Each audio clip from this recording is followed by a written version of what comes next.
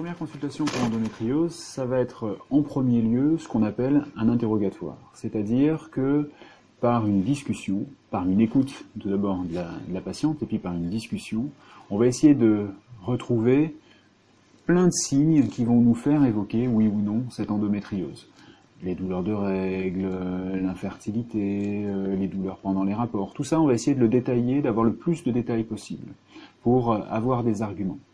Et puis ça nous permet aussi d'ores et déjà de définir quelle est la problématique de la patiente à qui on a affaire. Parce qu'on va le voir, le plus important presque dans l'endométriose, c'est ça, c'est déterminer quel est le problème. Parce qu'une fois qu'on a déterminé quel est le problème, on peut déterminer quelle est la solution. Mais tant qu'on n'a pas déterminé quel est le problème, on ne sait pas où aller.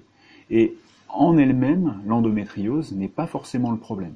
Puisque cette endométriose, pour un même type d'endométriose, en fait, on va pouvoir avoir plusieurs problèmes différents en fonction des gens. Ensuite, et ce n'est pas obligatoire, même si ça va nous apporter beaucoup d'informations, il peut y avoir un examen gynécologique qui va permettre de préciser les lésions. Mais il y a tout un tas de circonstances dans lesquelles on ne le fera pas, notamment si la patiente, tout simplement, n'a pas eu de rapport sexuel, il n'est pas souhaitable de réaliser ce genre d'examen. On s'en passera et on essaiera de répondre autrement à la question. Une fois qu'on a tous ces éléments, l'interrogatoire, l'examen clinique, qu'on a déterminé un petit peu quelle est la problématique de la patiente, eh bien on va pouvoir établir une stratégie. Deux stratégies en fait. À la fois une stratégie diagnostique, est-ce qu'on a besoin d'aller plus loin? Comment est-ce qu'on fait pour aller plus loin? En gros, est-ce qu'on prescrit des examens complémentaires? Et qu'est-ce qu'on en attend? Et puis surtout, une stratégie thérapeutique, puisqu'on a affaire à une patiente qui est demandeuse. Elle a mal, elle a une infertilité, elle a les deux.